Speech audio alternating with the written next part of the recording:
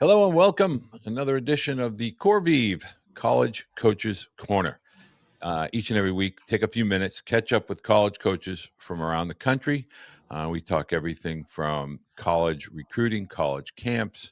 Obviously, we discuss in detail specific colleges. And today we are joined by Kevin Mulvey, head coach of Big East Villanova Wildcats. Kevin, thank you so much for taking the time to join me today. I'm really excited to take a few minutes and chat with you. Thanks for having me on. I appreciate it, and looking forward to chopping it up with you. You know, one of the things that I really try to convey to parents, families, college baseball now is really, I guess, the talent has been dispersed or is continuing to be dispersed amongst all conferences, but in particular the Big East, which rivals any strong academic athletic conference in the country. Ivy's Patriot League come to mind. But let's talk a little bit about what makes Villanova such a special place for a prospective college student athlete. Yeah, thanks. So Villanova is an absolute spectacular university, on its own without affording a baseball player the opportunity to play the game that they love and adore. Located outside of Philadelphia on the main line, it's a beautiful area. Tons of restaurants, places to eat. King of Prussia Mall is right around the corner. The location is second to none. My family is here. I've lived here, for over 15 years now. We love it. And if you ever had the chance to come see campus, you would be amazed by how beautiful it is. Academically, it's second to none. Our School of Business was ranked number one in the country a few years back. The connections and networking that this place can afford is second to none. I mean, I fell in love with this place. My wife went here. We were married here. My boys were baptized here. This is home for me, and I'm very fortunate and very lucky to be here.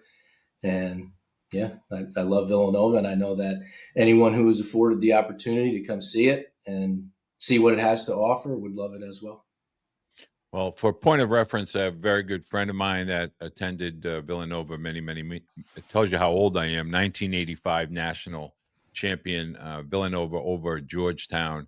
Dwayne McClain, who's wildly successful in life and always talks so highly of Vanderbilt as well as the Big East. And on that note, with regard to the Big East, when we start talking about the Georgetowns, the Seton Halls, St. John's, I would love for you to talk about the schedule both in and off season, in conference and out of conference, really for you at Villanova is extremely strong.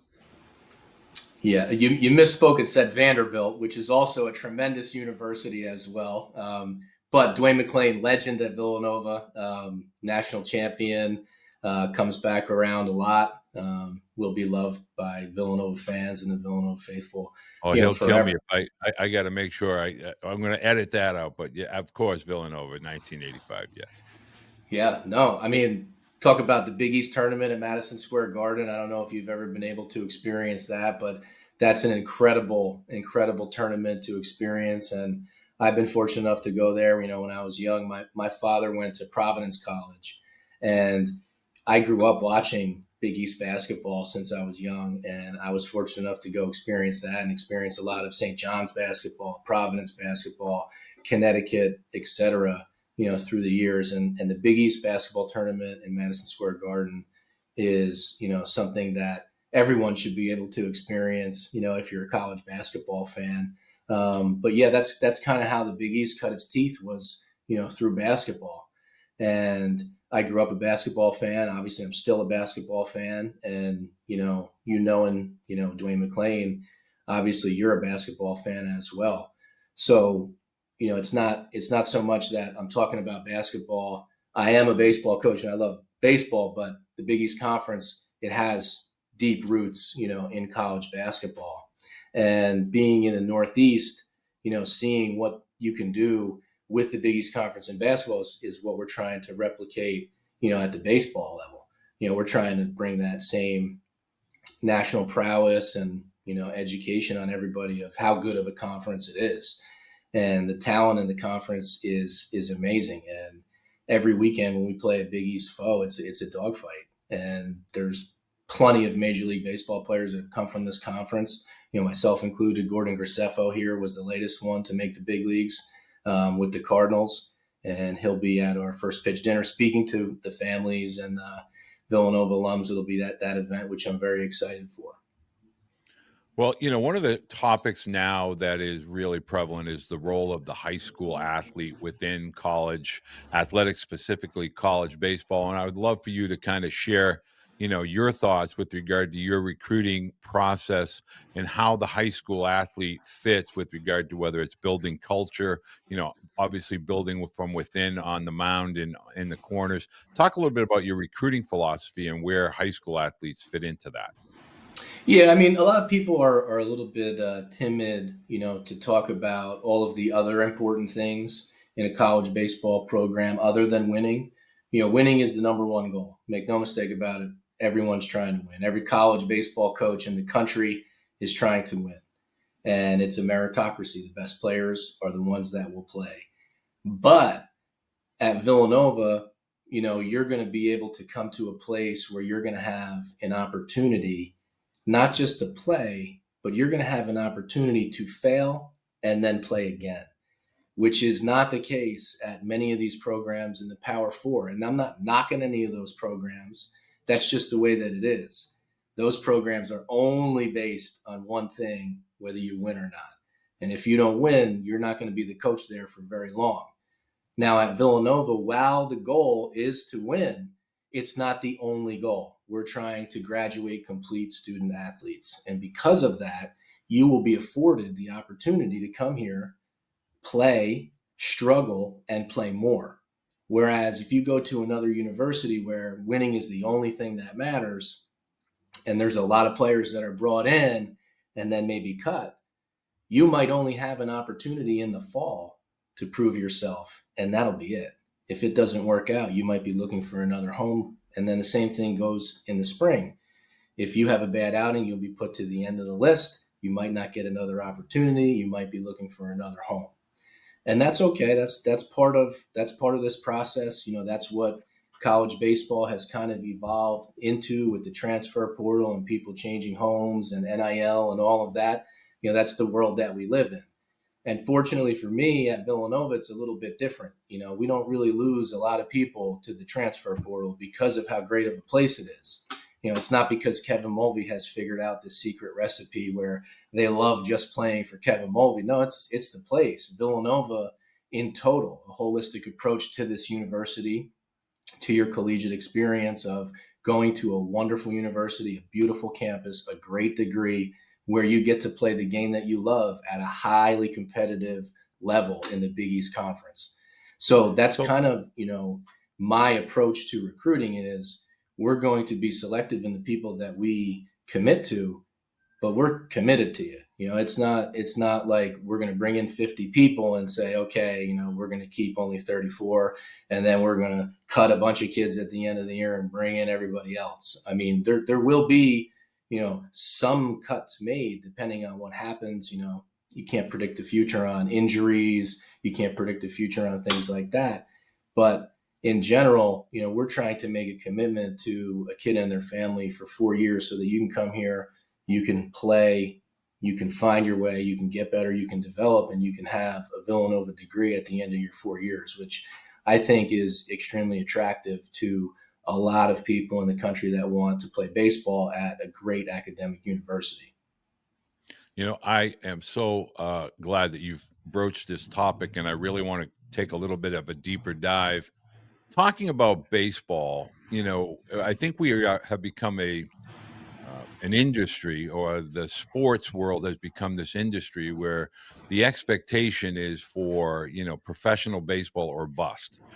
But in reality, 99% of all athletes, that are at least at the collegiate level, probably will never earn a substantial living being a baseball athlete. But let's talk about the balance at Villanova, the power of not only being a student at such a prestigious academic institution, but baseball is a part of the collective college experience for a student athlete at Villanova. Kind of walk us through like a day in the life of a maybe a college student, and what the expectation is as far as throughout the course of the year, not just in the fall and obviously not in the spring when the games play, but it's a balance between social activity on campus, academics in the classroom, and obviously on the baseball field. Yeah, I talked to our players at the beginning of the year, all the incoming freshmen, and I explained to them something that was taught to me from one of my coaches in college, Doc Kennedy. And Oh, what he said was, he said, there's three buckets. You have three buckets. And the three buckets are baseball, academics, and your social life. right. And he said, unfortunately for you, you only have enough time to fill up two of those buckets. You can only fill up two of those buckets, or you can fill up two buckets worth in those three buckets. But you're the only one that's going to be able to decide which buckets you fill with your time. And in my opinion, the way that I went about, my college career, which I played at Villanova, I was drafted out of high school. I chose Villanova for all these reasons that I'm talking about now. I was drafted by the Mets. I was the first pick of the Mets. Was lucky enough to make it to the major leagues with the Twins and the Diamondbacks. Came back here to coach. But every single baseball player, regardless of how good or bad you are, your career will end. You can't play forever. Whether you're a 20-year Hall of Fame baseball player or some guy like me that got a cup of coffee, your career will end. And it's really, important where you go to school and that degree that you acquire when you're in college for what you're able to do after baseball. So for me, Villanova is such an attractive university, and there are tons of places like Villanova that are attractive universities that are high academic and also high athletic competition, where you can scratch both of those itches. You can check both of those boxes of great baseball and great academics. And while you're there, it's up to you how you want to spend your time and immerse yourself. For us at Villanova, your day is classes in the morning. We lift from 1 to 2 as a team, and then we practice after that. There's study hall, there are tutors, there's office hours for professors, there's tons of things to do socially with the rest of the student body on campus. On top of all that, at Villanova, Caritas, Unitas, Veritas is what we live by, and part of that is giving back to the community. Serving others is a big time value and core value of Villanova. And for us, what that looks like is trips to the Children's Hospital, right? We're lucky enough to have CHOP in the area, one in Philly and one in King of Prussia. And we set up trips for our players to go see sick kids at CHOP and interact with them and see, the power of being a Division I baseball player at Villanova and what that does for everyone else, how they look at you. And they get to go there and cheer sick kids up just by being a Villanova baseball player in their uniform at the Children's Hospital. It's a huge win for our guys to be able to experience that and really understand what life is all about, which is helping other people. One of the things I would love you to take some time to explain to parents is what makes a good candidate as a baseball recruit over and above the obvious skill sets. Just how you handle yourself, how you represent yourself and your family.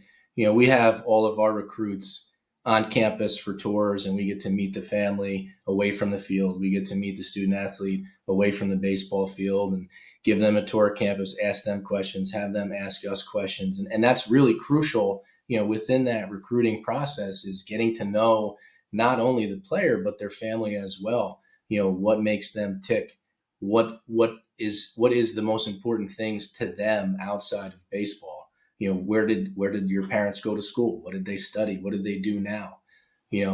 How many siblings do you have? What do your siblings do? What is it that you're looking to do, in your life after baseball? All these things are crucial. And, the recruits that come in and are able to communicate, and not only communicate properly, but also communicate, their strengths, what it is that they have done on their own and figured out on their own, and show us, okay, what's the future of this student athlete going to look like when they get here? Is this going to be an easy transition for them? Part for me, part of the most difficult transition from high school to college is you're at the intersection of responsibility and freedom. You're mixing responsibility and freedom for the first time in your life. And I ask all the recruits, do your parents do your laundry? Yes. Do your parents tell you when it's time to do homework? Yes. Do your parents cook you dinner? Yes. Your parents play a role in your life and everything that you do. And now all of a sudden, when you step on campus, all of those responsibilities and time management is now on your shoulders. And there's a learning curve to it. Some guys come in and they have a pretty good idea of how to do all these things and get to bed, before 10:30. Where there's others that, like myself, it took me a bit to understand, like, hey, it's probably not a good idea for me to be up till 1 a.m. playing video games or, chasing something else. It's just, it takes some time to figure out, like, hey, what's best for me. And honestly, Walter, like, I kind of get the sense that a lot of these recruits that we bring in are much better off at this point in their life than I was at mine, because it's the age of information. They have a lot of information on, the pillars of health already. And for me, the 4 pillars of health, you have diet, you have exercise, you have sleep, and then you have that 4th, which is spiritual, right? Your spirit is another pillar of health. And Villanova is an Augustinian university, and that's part of the culture here. Part of the culture here is God.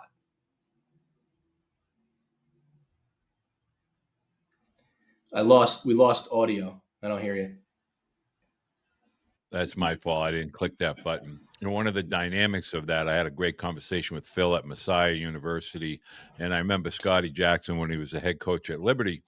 We're so afraid to go down that path where you're trying to talk about spirituality, faith, family, things of that nature. I think it's such an integral part of the maturity process for children or teenagers that leave high school, leave the comfort of home, and go into college and living with roommates and sharing time with others. It becomes more of an inclusive kind of celebratory of others, their successes, and not just individuals within a household. And on that topic, I would love for you to kind of share something that we don't ask enough coaches about, and that is, over and above some of the discussion points that you have with parents and athletes when they're on their visits. What kind of advice would you give to athletes when they're getting an opportunity to ask questions of the college coaching staff, not their parents, but the athletes that are actually sitting in an office with you, maybe for the first time away from their parents? How would you suggest being best prepared to and what questions should those athletes ask coaches when they have the opportunity to sit in front of a coach? So if I was a student athlete now and I was on a recruiting tour, with the head coach and the coaching staff, I would really want to know what their coaching philosophy is. Not so much X's and O's of, hey, are you going to bunt with a guy in first and nobody out? More so, coach, how do you handle, situations where a student athlete, might get in trouble, or if a student athlete, is struggling to find his way, trying to get a really good feel of how that coach communicates. Is that coach a high energy guy where he's going to be yelling and screaming? Is he very present? Am I going to be communicating with the head coach all the time, or am I going to be communicating with the assistant coach all the time? And based on that, then I would want to ask questions, okay, if I'm going to be communicating with you, how does that look? How does that work? Is it text? Is it meetings? Is it phone calls? Is it just while we're at the field? How does that work? Et cetera.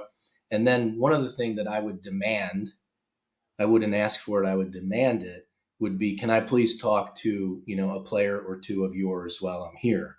Because then I get to ask one of the players that is currently in that program questions to validate all the things that the coach is saying. Is the coach telling me the truth right now, or is this just recruiting talk to get me to come here? And then when I get here, everything's the opposite of what this coach just said.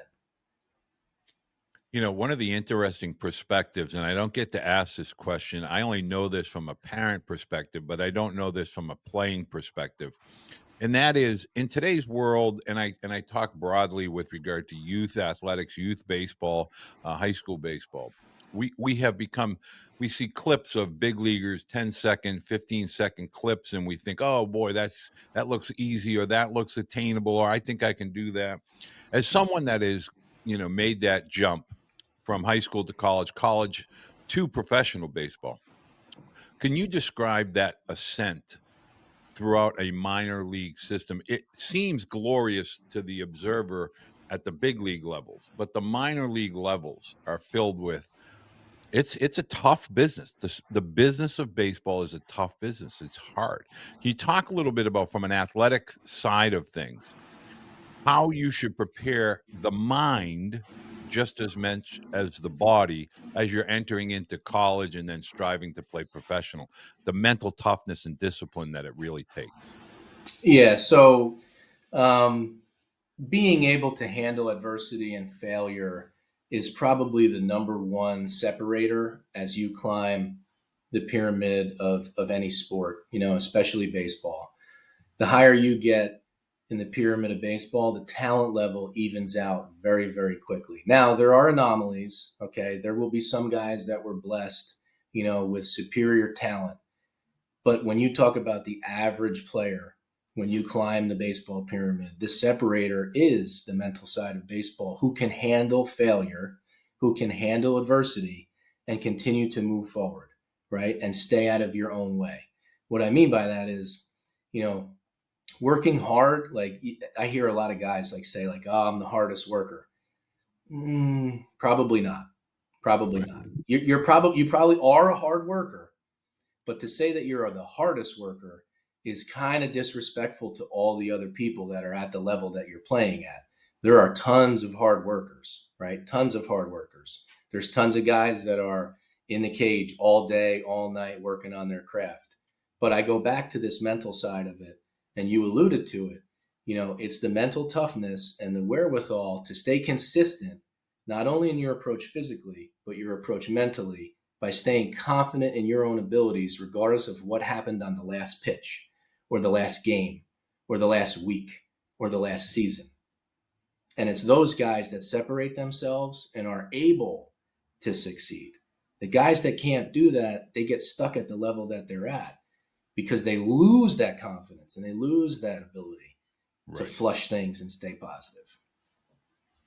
One of the topics that I think a lot of parents assume is that college baseball camps are, they're revenue generators. They're more of a spectator, and there's not really a recruiting element to that. But specifically, I know you have a camp coming up in December. What role does the college camp play at Villanova with regard to recruiting or talent evaluation? So I would say that now more than ever, now more than the past, these camps are more important for recruiting. And the reason being is because everybody is going to hold on to some spots and keep them open in order to recruit the transfer portal in between seasons in the summer. So now we know that we have some spots that we've held open for that next year that we didn't recruit anybody. And if we have this camp and you come to our camp and you prove, hey, I can help you win, and you're there, guess what? I'm not going to hold that spot for some mystery box in the summer, right? I would rather have that kid that just came in and blew our doors off and was like, whoa, this kid can help us for sure. We want this kid now.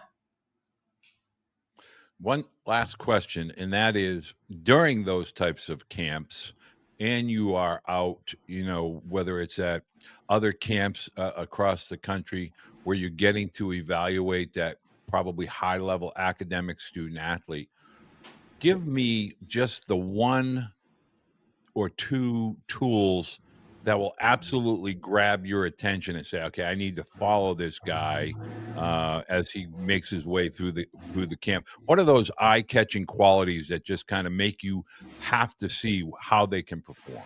So on the mound, pounding the strike zone, throwing strikes with multiple pitches, throwing them, getting ahead early in the count, giving up a hit, and then pounding that zone again. Here it is. Come get it. And then on the position player side, honestly, hustling.